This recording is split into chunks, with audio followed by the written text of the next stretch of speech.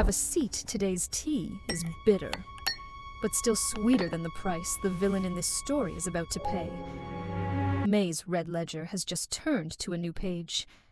Are you ready to claim justice with Reddit Revenge Tales?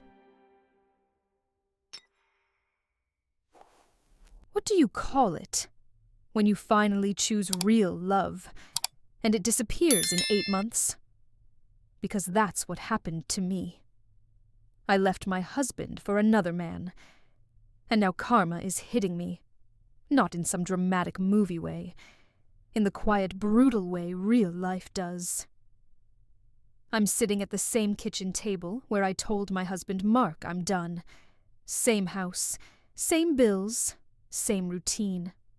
Only now the chair across from me is empty. Daniel looked me in the eye and said, "You deserve better." He promised a future, a home, a car, a fresh start. I believed him. I walked away from a steady life.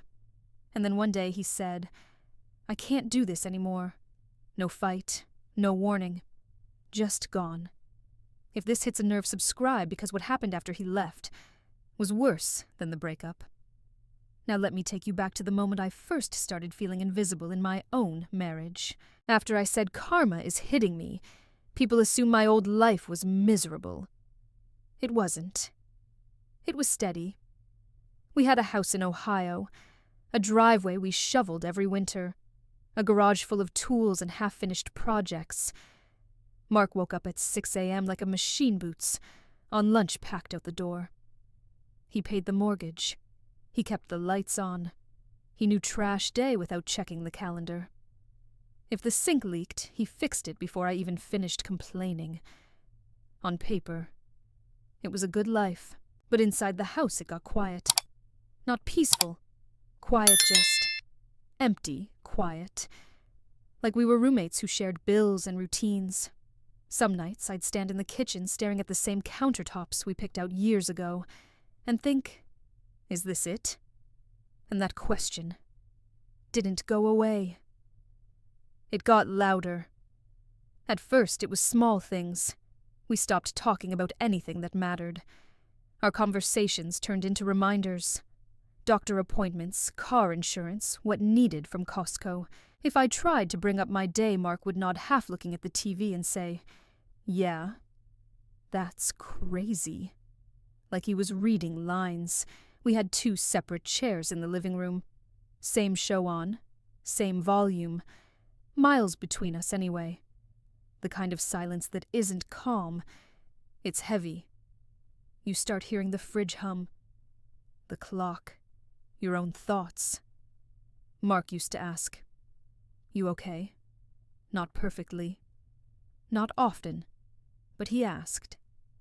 Then one day he stopped, and I didn't even realize how much I needed that until it was gone. So I stopped sharing. I stopped trying.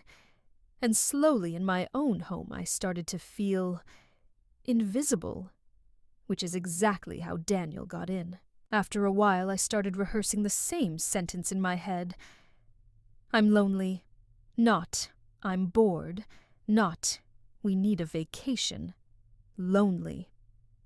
The problem was, every time I had the chance to say it, something in me shut down. Mark would come home, drop his keys in the same bowl, kick off his boots and look wiped out. And I'd tell myself he's just tired. Don't start something. I'd pick up my phone like I was going to text a friend, then put it back down. I didn't want anyone to know I was slipping. Sometimes, after grocery shopping, I'd sit in my car in the parking lot, with the engine off, staring at my receipt like it mattered. Anything to delay walking into that quiet house. And then I'd feel guilty for even thinking about leaving, like I was already doing something wrong just by wanting more. That's when I said yes to a work conference in Chicago. Chicago was loud in a way Ohio never is. The hotel lobby smelled like coffee and perfume, people moving fast, laughing like they had places to be. I was there for a conference, but honestly, I felt like a ghost in a blazer, smiling, nodding, doing the small talk, then disappearing back into myself. That night the dinner was stiff and awkward, so I ended up at the hotel bar. I ordered a glass of wine I didn't even want just to have something in my hand. Daniel sat 2 stools away. He didn't start with flirting. He started with normal. "Long day?" he asked. I said, "Yeah." He looked at me like he actually cared and said, "What makes you happy?" I laughed, quick nervous, because I didn't know. Not a real answer. And the way he noticed that, the way he waited, made me feel seen for the first time in years. And once that happens, it's hard to go back. After Chicago, Daniel didn't fade out like most people do. He stayed. The next morning, my phone buzzed while I was standing at the sink, rinsing a coffee cup Mark had left in the drain board. One message. Simple. "Good morning. Beautiful." I smiled, an actual smile, then caught myself, and felt embarrassed like I'd been caught doing something wrong in my own kitchen. Mark walked in, grabbed his keys, did the same routine. No good morning beyond a grunt. No eye contact. Nothing mean. Just nothing. Daniel kept texting like it was a habit. Not big speeches, just steady little touches. "Hope your day goes okay. Thinking about you. Did you eat?" And I started to wait for it. I'd set my phone face up at work. I'd check it in the grocery aisle. I'd feel my mood lift just from a vibration. That's when I realized it wasn't just attention. It was relief. And relief is dangerous. A few days later, Daniel called on my lunch break. I sat in my car with the windows cracked, holding my sandwich like I couldn't swallow. He asked about my marriage. I gave the careful version. "We're fine. Just distant." I didn't call Mark a villain because he wasn't. Daniel didn't need a villain. He just needed a gap. He said it softly like it was obvious.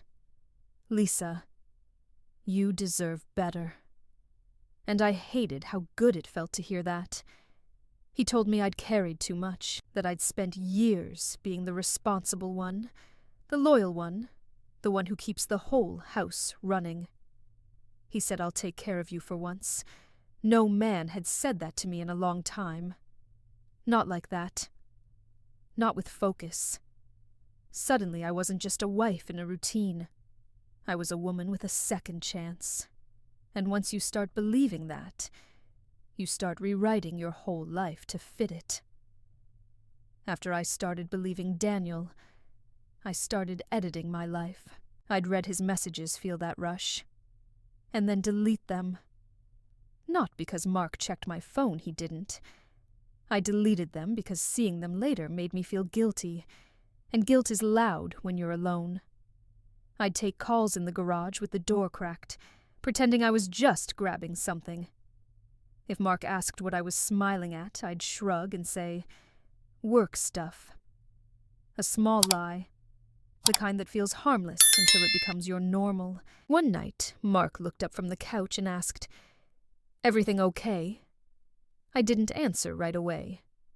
I stared at the TV like it had the words for me. Then I said, "Yeah, just tired."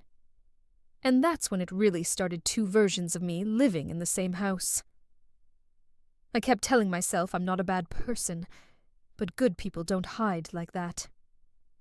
A week later, I decided I couldn't keep splitting myself in half. I waited for the moment Mark always came home right after work, when his truck pulled into the driveway and the gravel popped under the tires. He stepped out in dusty boots, lunch cooler in one hand, shoulders slumped like the day had been heavy. I met him outside before he could even get to the door. My heart was pounding so hard, I could feel it in my throat. I said it fast, like ripping off a bandage. "I'm not happy." Mark froze. No yelling, no swearing. He just blinked like I'd spoken another language. He asked, "What does that mean?" I couldn't look him in the face. I stared at the mailbox instead. He said, "We can try counseling. We can fix it." And I said no too quickly because the truth was, I'd already been gone for months. And he knew it. After I said no to counseling, Mark didn't argue. That's what still haunts me. He just stood there in the driveway, shoulders heavy like the air itself was too much. Then he asked quietly, no anger, no guilt trip. Why didn't you tell me sooner? And I had nothing. Because the honest answer was ugly, I did tell myself. I told my friends. I told a stranger in Chicago. I just didn't tell my husband. Mark walked inside and sat down at the kitchen table. His hands were still dirty from the job site dust caught in the lines of his skin. He stared at the same spot on the table like he couldn't make the words fit. For a second, I saw all of it. Holidays, kids, hard years, good years, history. Then I did the cruelest normal thing. I stepped past him, went to the bedroom and started pulling clothes off hangers. The apartment I moved into was small and too clean, like no one had lived there long enough to leave a mark. The first night, I realized how loud quiet can be. I heard my neighbors through the wall, someone's TV, someone's dog, someone laughing. Sounds that weren't mine. In my old house, even silence felt familiar. Here it felt like I didn't belong anywhere. Daniel FaceTimed me that night. He smiled like we'd won something, like this was brave. He said, I'm proud of you. He said, this is your time. I wanted to believe him so badly that I nodded and repeated it to myself after we hung up. This is my time. But when the lights went off, my chest got tight. I checked the lock twice. I lay there staring at the ceiling phone on my pillow, waiting for it to buzz. Because without that buzz, I had nothing but my own decision. And fear has a way of getting honest after midnight. In that apartment, I started living off my phone. If Daniel was sweet, I felt steady. If he was quiet, I spiraled. One night he said, start fresh, come here, North Carolina. We'll do it right. He made it sound like a door that was about to close, like I didn't have time to hesitate. I pulled up a map on my laptop, Ohio to North Carolina, and my stomach flipped. I was scared, but I was excited in the same breath. That kind of excitement can feel like proof. Telling my kids was the hardest part. I kept it short, because the longer I talked, the worse it sounded. I need a change. I'm going to be okay. They didn't argue much. That silence said enough. I sold what didn't fit in my car.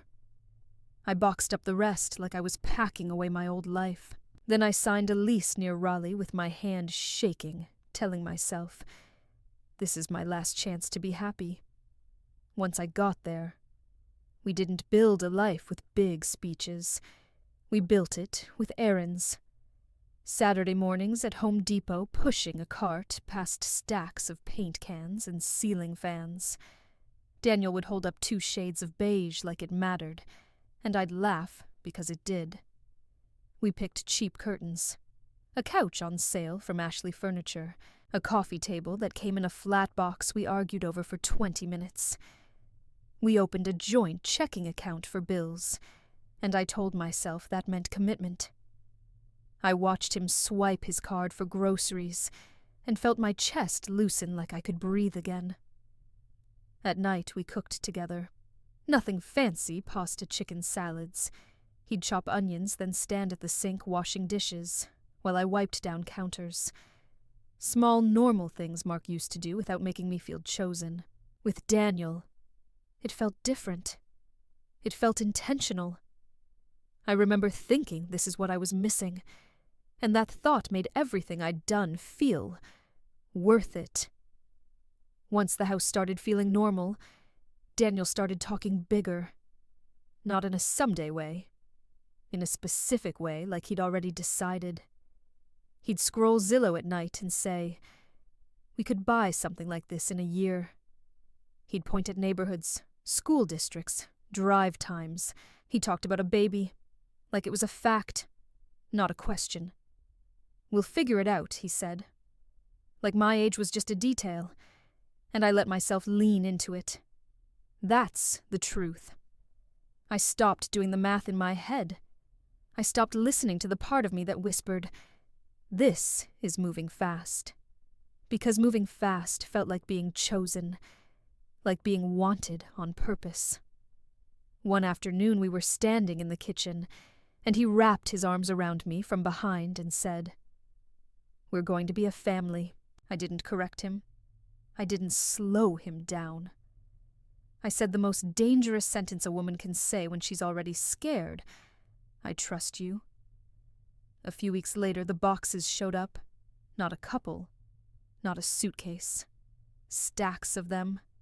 Brown cardboard lined up along our living room wall like proof. Labels tape custom stickers. Stuff shipped from overseas for his work. It looked expensive, complicated, permanent. And my chest did that thing relief again. Because in my head nobody ships their life across countries if they're not serious. I took pictures like a teenager. I texted my friend back in Ohio. "We're building something." I added a little heart emoji like that made it real. She replied, "Just be careful." I rolled my eyes and didn't answer. Daniel was upbeat that day, laughing, opening boxes, showing me things he'd kept. A framed photo of his daughter. A set of kitchen knives. Clothes I'd never seen. I remember thinking I didn't ruin my life. I upgraded it. And that thought made me reckless. Because when you believe you've won, you stop watching for what you're losing. After the boxes, after the big talk, I expected things to feel even closer. Instead, Daniel started thinning out. At first, it was just the timing. He'd text good morning later than usual. Then not at all. When I reached out, I'd get the same answer every time, busy at work. So I adjusted. That's what women do. I started watching the clock like it was my job. If I replied too fast, I worried I looked desperate. If I waited too long, I worried I'd lose him. It was embarrassing, the way my confidence depended on a blue checkmark. One evening I asked casually, "Everything okay lately?" He didn't look up from his phone. He exhaled like I'd annoyed him and said, "Lisa, I'm just tired." That tone hit harder than the words, because it wasn't just distance. It was irritation. And I did what I always do when a man pulls away. I blamed myself. Maybe I'm too needy. Then my phone stayed quiet all night. The next week, Daniel finally gave me a reason. He came home tense, tossed his keys on the counter and said Emily's mad at me. His daughter, 16. The one he always talked about like she was his whole world. He said she was resentful, that she felt like he'd replaced her. He said I've been giving you too much attention. And just like that, I felt myself get recategorized from partner to problem. I didn't argue. I tried to fix it. I suggested we plan a weekend around her.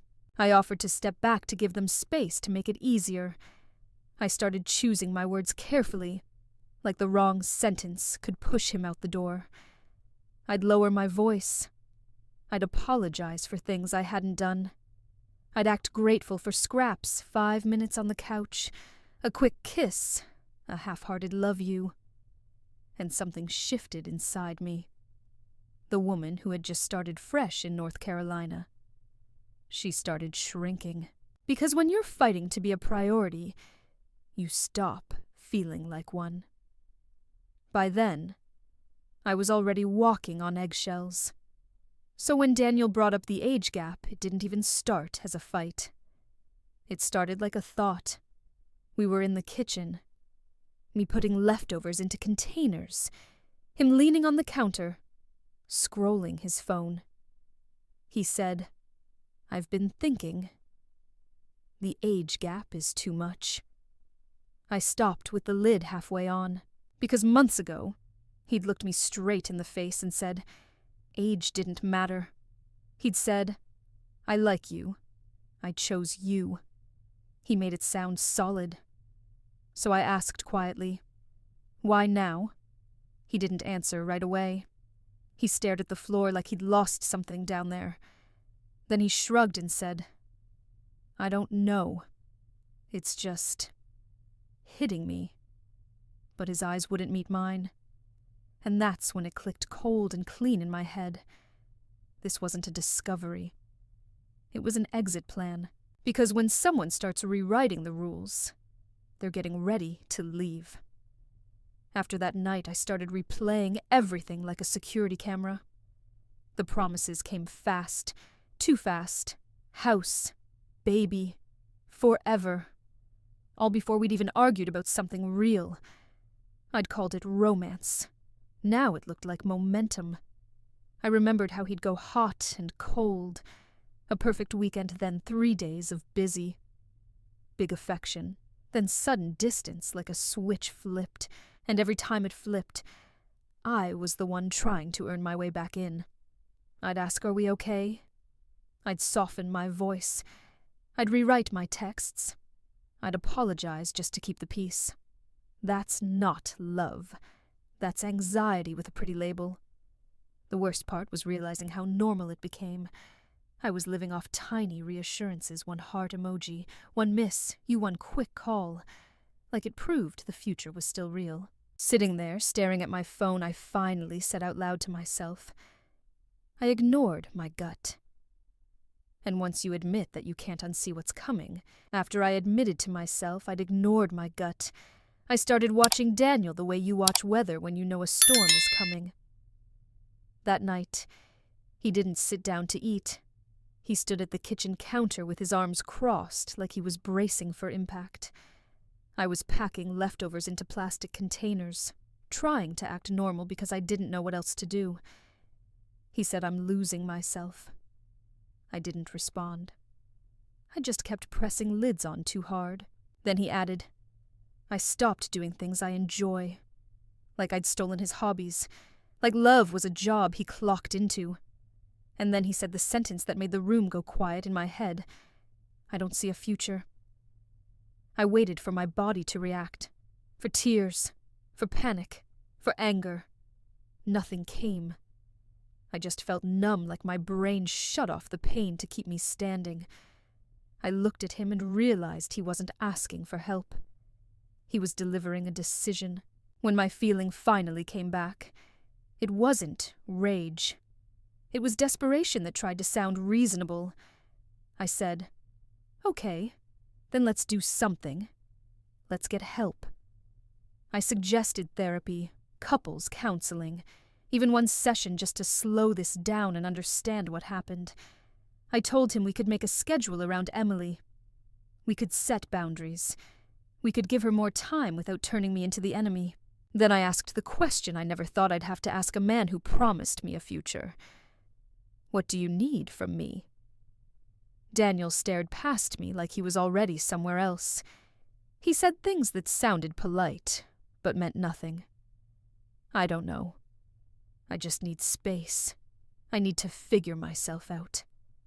No plan, no timeline, no commitment to try." And that's when it hit me sharp, humiliating, undeniable. I wasn't talking to a partner.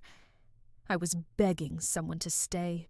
And I could hear how small my own voice had gotten. After I begged him to stay, the house didn't explode. It just cooled off. Daniel started going to bed early, not even pretending he was tired. He'd slide under the covers, roll over, and give me his back like it was a boundary line. I'd stand in the doorway for a second, waiting for him to say, "Come here," or even "good night." He never did. His phone stayed face down on the nightstand. Always, like the screen itself was something I wasn't allowed to see. Weekends turned into work, errands. I've got stuff. He'd leave in the morning and come back smelling like outside air, not home. I ate dinner alone at the kitchen table, the same one where we planned our future. I'd pick at food I didn't taste, scrolling through nothing, listening for his car in the driveway like a teenager. And late at night, I started doing something I hated. I started picturing him leaving for real, not as a fear, as a timeline. One night after Daniel went to bed, I sat on the couch with my phone in both hands, thumbs hovering like they didn't belong to me. I opened my contacts and scrolled until I hit Mark. Just seeing his name made my throat tighten. I thought about that driveway in Ohio, his dusty boots, his quiet face, the way he didn't yell. I thought about his voice when he offered counseling, like he was still trying to save something I'd already decided to burn. I stared at the call button for a long time. Part of me wanted to hear him say anything familiar. Part of me wanted to confess everything. Part of me wanted someone to tell me I wasn't insane for feeling this alone. But then another thought hit colder than the rest. What right did I have to reach for comfort from the man I hurt? What if he answered? And all I heard was silence. So I locked my screen, put the phone down, and sat there in the dark, feeling the full weight of my choice wide awake, while the man I left slept peacefully, miles away in my past. The next morning I woke up to the sound of drawers opening and closing, not slamming, not angry, just quiet, like he was trying not to wake a sleeping child. Daniel was in the bedroom folding shirts into a suitcase with the same calm he used at the airport. I stood in the doorway and said, "What are you doing?" He didn't stop. He didn't even look guilty. He said I need space. Like that it explained everything. My voice came out smaller than I wanted. "Is there someone else?" He paused for half a second, then kept folding. "No, it's not like that." But he wouldn't look at me. Not once. He took the little things first. Charger, toiletries, the hoodie I liked, the keys off the hook by the door. Each small thing left a dent like proof he'd been real. At the threshold, he didn't hug me. He didn't say I'm sorry. The door clicked shut. And he didn't turn around. When Daniel left, the house stayed exactly the same, which felt like a joke. I opened the cabinet out of habit and saw his coffee mug sitting there. I stared at it like it might explain how someone can talk about family and still walk out without a fight. By the door there were faint marks on the floor, where his shoes used to land. Not the shoes, just the outline of them, like the house remembered him more than he remembered us. In the living room, 2 unopened boxes were still stacked in the corner. Stuff we kept saying we'd unpack this weekend. Weekend never came. I sat on the couch we picked out together, the one I was so proud of, the one that was supposed to be the start of my new life. And I didn't cry right away. I just felt this heavy, sour emptiness settle in. Then the truth finally showed up plain and unforgiving. I did this to myself. Once I stopped calling it karma, the next wave hit harder, because it was real life. I started doing math in my head all day. Rent, car payment, groceries, health insurance. I'd wake up at 3 a.m., open my banking app, and stare at the numbers. Like they could explain how I ended up here. Then came the shame. I pictured people back in Ohio saying it with that tight smile. She left and got dumped, like I'd become a warning story someone tells over brunch. I dreaded running into anyone I knew. I dreaded my kids' faces even more. Not because they'd yell. Because they'd look at me like they didn't recognize me. Some mornings, I'd catch myself in the mirror and think, "You look foolish. Not old. Not tired. Foolish." And the cruel part, the world didn't care. I still had to go to work, answer emails, smile at coworkers, sit in traffic, like nothing happened.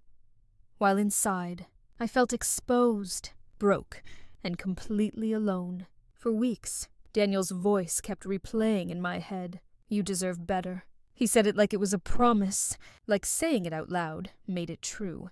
But deserve doesn't pay rent. It doesn't hold your hand at the DMV. It doesn't show up when things get uncomfortable. Better has a price. Better requires responsibility. Daniel was great with words. He knew exactly what to say to a woman who felt invisible. He knew how to make me feel special, like I wasn't just somebody's wife, somebody's mom, somebody's helper. He gave me that rush, and I mistook it for a future. But the minute real life got heavy stress, his daughter, schedules, the age gap, he didn't lean in.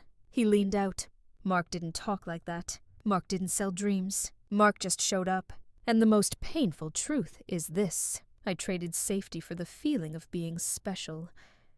And I called it love.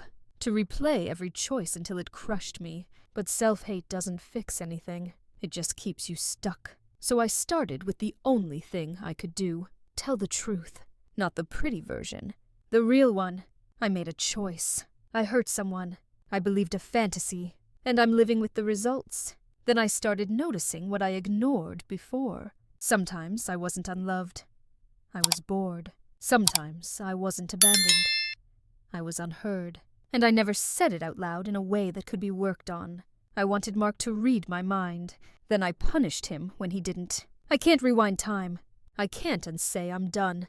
I can't unpack the life I blew up. But I can stop pretending this was just bad luck. I can take responsibility, rebuild my footing, and learn how to speak my needs before I walk away. And that's where my real story starts. I left my husband for another man, and then that man left me. People can call it karma if they want. I don't anymore. I call it what it is. Consequences. Here's what I learned the hard way. Attention feels like love when you've been starving for it. But attention is cheap. Commitment is expensive. It costs time, discomfort, accountability, and showing up on ordinary days. Excitement can be real, but excitement isn't a foundation. It doesn't pay the mortgage, sit through counseling, or stay when life gets complicated. And you deserve better is not a plan. Better isn't something you're handed. Better is something two people build with honesty, boundaries, and effort. If you feel invisible in your marriage, don't wait until you're halfway out the door to speak. Say it while you still have something to save, because starting over sounds brave until you're doing it alone, with your own choices staring back at you. All right, let May be painfully clear. This wasn't a misunderstanding. This was a pattern, and it showed up fast. A stranger asked you something stupid at a bar, you said no, and Mark turned you from wife to suspect. That's red flag number 1, suspicion, without proof.